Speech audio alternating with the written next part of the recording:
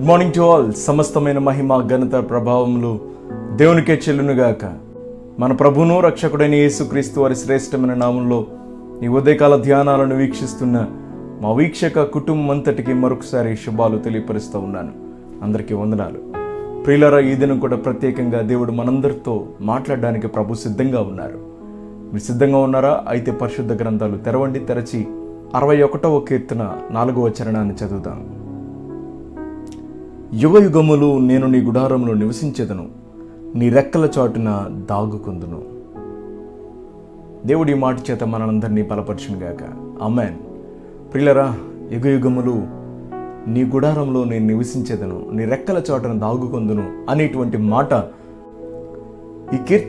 ఈ మాట దావీదు భక్తుడే రాసినట్లుగా పలికినట్లుగా మనం చూస్తాం. ప్రియులారా, యుగ యుగములు దేవుని మందిరములో, దేవుని గుడారములో దావీదు నివసించాలని చాలా ఆశపడతా ఉన్నాడు. ఇక్కడే కాదు, 15వ కీర్తనలో కూడా అంటాడు, యెహోవా నీ గుడారంలో అతిథిగా ఉండదగిన వాడెవడు, నీ పరిశుద్ధ పర్వతము మీద నివసింపదగిన వాడెవడు అనేటువంటి మాట కూడా ఈ కీర్తన కూడా దావీదే రాసినట్లుగా మనం చూస్తాం. ప్రియులారా, దావీదుకు ఎంత ఆశ దేవుని గుడారంలో నివసించాలని, దావీదు ప్రార్థన, దావీదు ఆశ, దావీదు యొక్క తృష్ణ దేవుని గుడారంలో నివసించాలని, దేవుని గుడారంలో జీవించాలని, దేవుని గుడారంలో అతిథిగా ఉండాలని దావీదు ఆశపడతా ఉన్నాడు.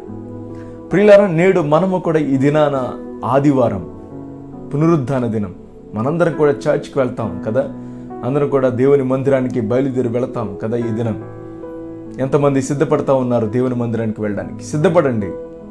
ఈ దినం ప్రభు దినం, ఆదివారం గనుక మనందరం కూడా దేవుని సన్నిధికి వెళ్ళాలి. ప్రియులారా, దావీదు ఎలాగైతే ఆశపడతా ఉన్నాడో మనము కూడా ఈ ఆశ కలిగి ఉండడం అది ఎంతైనా ఆశీర్వాదకరం. ప్రియులారా, ప్రాముఖ్యంగా దేవుని మందిరానికి వెళుతున్న మనము ఏ లక్షణాలు కలిగి ఉండాలి? ప్రియులారా, దేవుని మందిరానికి వెళ్ళాలంటే కూడా కొన్ని లక్షణాలు కలిగి ఉండాలి. దావీదుకు ఉన్నాయి ఆ లక్షణాలు.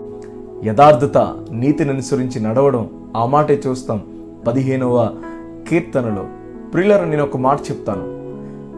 14వ కీర్తనలో మానవుని యొక్క స్థితిని అక్కడ చెప్తాడు. 14వ కీర్తనలో మానవుడు బుద్ధిహీనుడిగా ఉన్నాడు, దేవుణ్ణి ఎరగని స్థితిలో ఉన్నాడు, తన హృదయానికి చేర్చుకొనని వాడుగా ఉన్నాడు, మేలు చేయని స్థితిలో ఉన్నాడు, పాపపు స్థితిలో ఉన్నాడు. అంత మాత్రమే కాదు, మానవులందరూ కూడా బొత్తిగా దారి తొలగి చెడి ఉన్నారనేటువంటి మాటలు మనం చూస్తాం. అక్కడ పాపముతో నిండి ఉన్న మానవులు మనం చూస్తాం. మానవుని యొక్క పరిస్థితి పాపముతో నిండి ఉన్న పరిస్థితి, చెడిపోయిన పరిస్థితి, వివేకము లేని అవివేకిగా జీవిస్తున్న పరిస్థితి, బుద్ధిహీనులుగా జీవిస్తున్న పరిస్థితిలో నుండి ఈ 15వ కీర్తనలు అంటాడు, యెహోవా అని నీ గుడారంలో నివసించదగిన వాడు ఎవడో అని అడుగుతాడు దావీదు. 14వ కీర్తనలో పాపము గురించి రాస్తూ 15వ కీర్తన ప్రారంభంలో యెహోవా అంటాడు, దాని తర్వాత గుడారం అంటాడు. ఒక పాపి లేదా ఒక మానవుడు, పాపంతో నిండి ఉన్న మానవుడు దేవుని గుడారానికి వెళ్ళాలంటే దేవుని ద్వారానే మనం వెళ్తాం. ప్రియులారా, అంతేగాని పాపము ద్వారా మనం వెళ్ళలేం. గనుక ప్రభు అంటాడు యెహెజ్కేలు 36:25 అంటాడు, మీ అపవిత్రత యావత్తు పోవునట్లు మీ మీద శుద్ధ జలాన్ని జల్లుతాను, నూతన హృదయాన్ని మీకు ఇస్తాను, నూతన స్వభావాన్ని మీకు ఇస్తాను, రాతి గుండెను తీసివేసి మాంసపు గుండెను మీకు ఇస్తాను అనేటువంటి మాటలు యెహెజ్కేలు గ్రంథం 36:25 నుండి చూస్తాం. ప్రియులారా, ఈ మాటలు ఎందుకు చెప్తా ఉన్నానంటే, ఒక పాపి దేవుని మందిరానికి లేదా దేవుని గుడారంలో, దేవుని సన్నిధిలో, చర్చ్లో మనం నివసించాలంటే, చర్చ్కి మనం వెళ్ళాలంటే మనం కొన్ని లక్షణాలు కలిగి ఉండాలి. ప్రియులారా, పాపముతో దేవుని సన్నిధికి వెళ్ళడం అది ఆశీర్వాదకరం కాదు. ప్రియులారా, అది దీవెనకరం కాదు.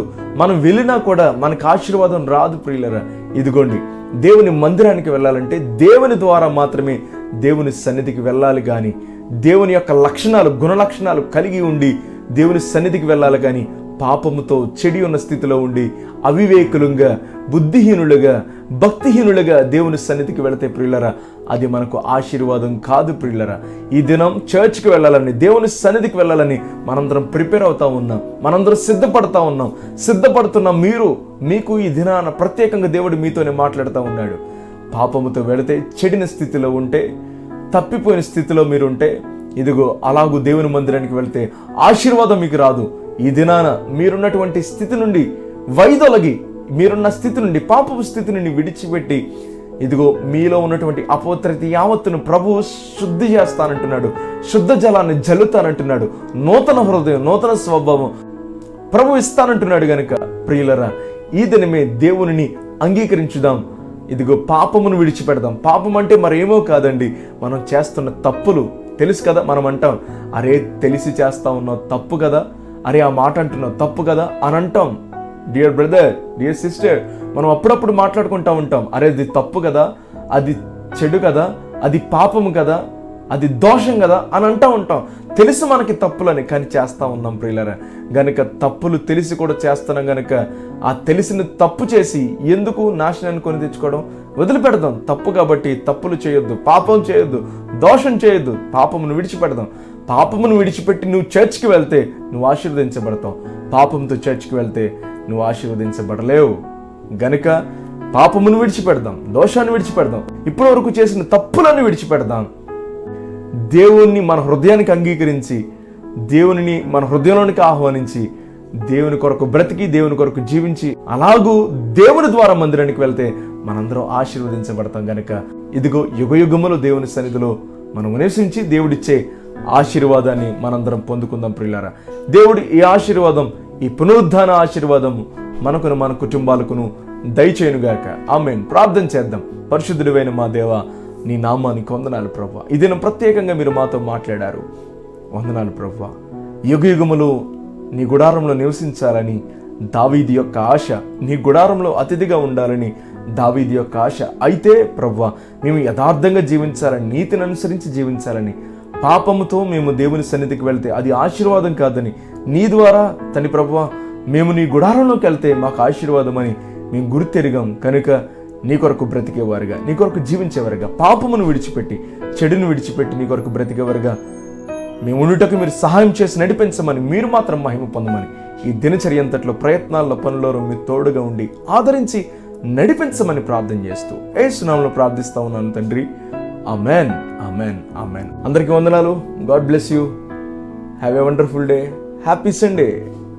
దైవజనులు చెప్పబడిన వర్తమానాల ద్వారా బలపరచబడినట్లయితే ఈ లింకును అనేకులకు షేర్ చేసి మా ఈ పరిచర్యను సహకరించి ప్రోత్సహిస్తూ మీరు కూడా ఈ పరిచర్యలో ఒక కుటుంబం కావాలని ఆశిస్తున్నాము.